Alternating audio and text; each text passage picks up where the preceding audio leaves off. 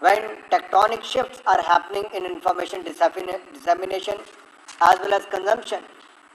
This is the 5G era, when text, voice, and visuals are moving at an amazing speed of nanofractions of a second and landing on platforms that did not exist even a decade ago. Earlier, real life conversations happened over content in newspapers and magazines. Now, virtual conversations, more intense, more involved, and more influencing, are happening over digital content. Television, which grabbed the space being vacated by print media, has shrunk from big screen to handheld devices. OTT content, often unstructured, has begun to replace structured content offered by television newsrooms. As we move from 5G to 6G, which will be your era, we have to understand the emerging pattern of quest for information and consumption of information. There was a yawning gap between the 4G and 5G. The gap between the 5G and 6G will be much shorter. Hence, you don't have the luxury of time or a relaxed approach. The clock is ticking and you have to be on the right side of time. My dear friends, India, as the world's largest democracy, has to be an equal participant in giving shape and form to the new information order. Democracies are rooted in constitutional law, are nurtured by regular, free, and fair elections, thrive on public discourse. In turn, public discourse rests on information or the lack of it, or even worse, disinformation. So, public discourse which is informed is a good for the nation, for the government, and for the stakeholders in our great democracy, the people of India. Public discourse which is ill-informed weakens the nation, tarnishes its institutions, and weakens trust in the elected government. So, public discourse which is influenced by the malicious disinformation is corrosive and dangerous for democracy and the national interest. In fact, we are witnessing an alarming rise in malicious disinformation dissemination. This is a global phenomenon, what is called the infodemic, greatly facilitated by the advent of social media platforms. Democratization of public spaces offered by the tech platforms has no doubt had a positive impact, allowing a bottom-up participation in popular debate and discourse. But malicious, weaponized disinformation, whether internal or external, has worked against the positive gains of this democratization of public spaces. So it is of great concern, not only for us, but governments around the world, how malicious disinformation often seeks to intervene and influence the political process. The other concern is malicious disinformation, often with the external linkages, seek to create social turmoil, even anarchy in the streets, and promote cultural conflicts. The reason why I have elaborated on these points is to give you a sense of what would be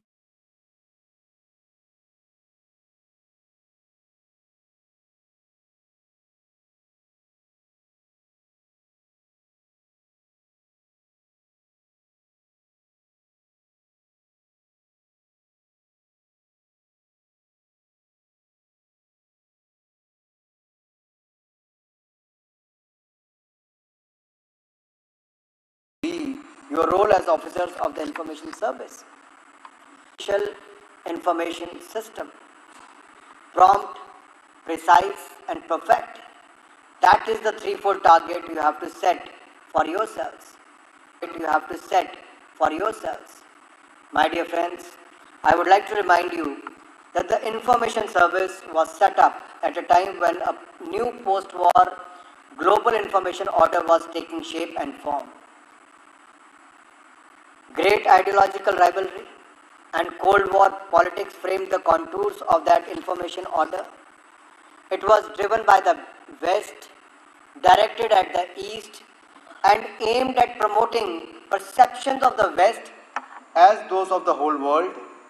The affluent global north set the terms of information engagement for the less developed and developing global south. We are now witnessing the birthing of a post pandemic new information order as geopolitical lines of alignments are being redrawn and geopolitical concerns are being reframed. The overwhelming dominance of big tech in grey, hazy, algo driven information dissemination lies at the core of new information order. Once again, we are seeing the West giving shape and form to the new information order. Big tech firmly aligned with them. What this does is it squeezes out autonomy of nation states to decide what is best for them. Just as there can't be one size fits all for democracy, there can't be one size fits all information order. Democracies are sovereign states with sovereign interest, and those interests are severely impacted by an externally enforced information order.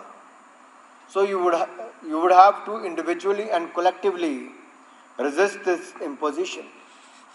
As officers of the Indian Information Service, you are the frontline defenders of the India's official information system that protects India's interest and shields India's democratic structure of governance. With emerging technology continuously shaping the media landscape such as chatbots, blockchain, artificial intelligence, NFTs, it is important for you to be equipped with the latest developments. As communicators, you need to be well versed in cutting edge tools, trends, and techniques to effectively engage with audiences and communicate our messages.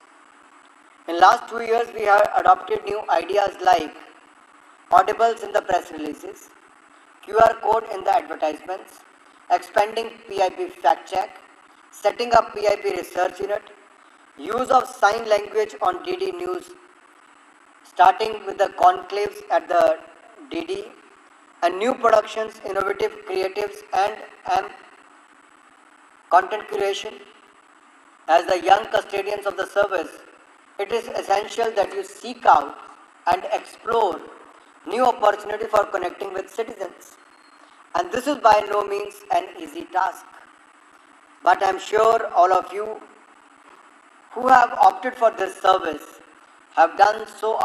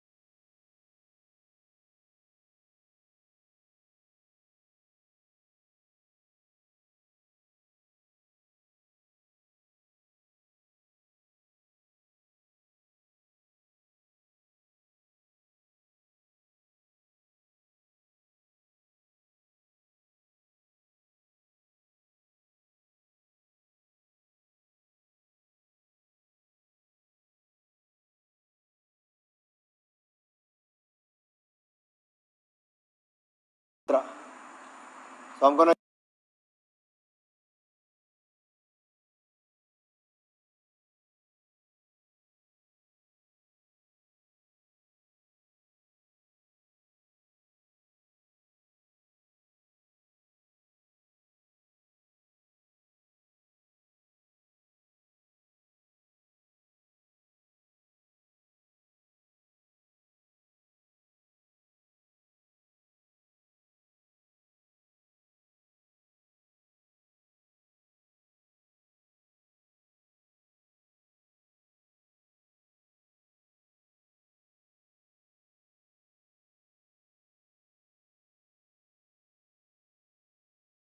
improvements and adjustments as necessary. And finally, fifth C is capacity building.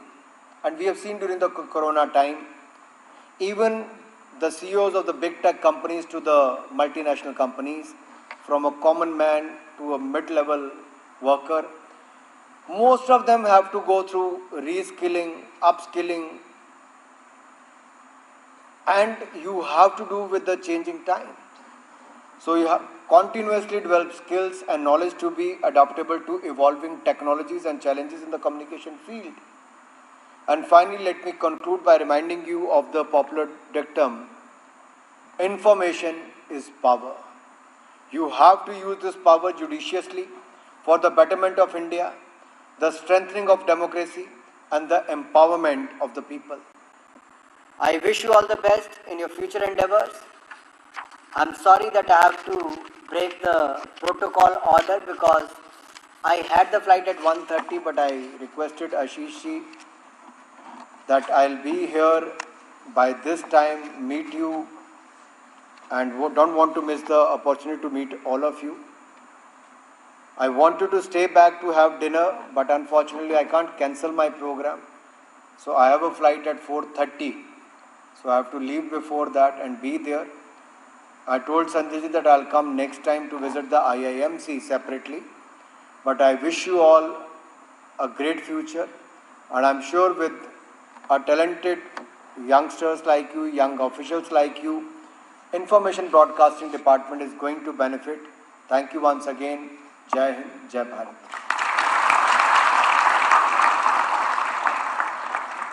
Thank you so much, sir, for such an inspiring speech.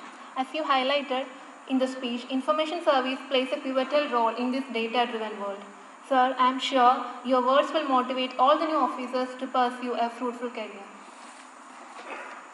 यह हम सभी के लिए एक प्रसन्नता का अवसर है कि आज हमारे अधिकारी अपने द्विवर्षीय प्रशिक्षण कार्यक्रम के समापन पर पहुंच चुके हैं। अब मैं मुख्य अतिथि से अनुरोध करूंगा कि वह प्रशिक्षु अधिकारियों को प्रमाण पत्र वितरित करें। मेरे जाने के बाद स्पीच सबकी होगी, चले मत जाना।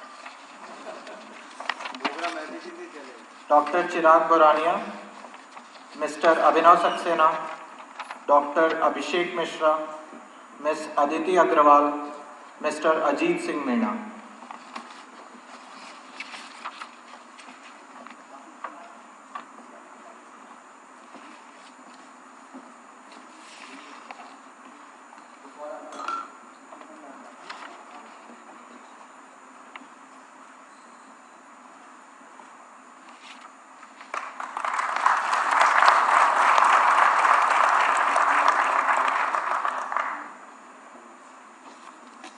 Miss Anjana Unnikrishnan, doctor Arun Kumar Singh, mister Ashutosh Shukla, mister Avishrant Mishra,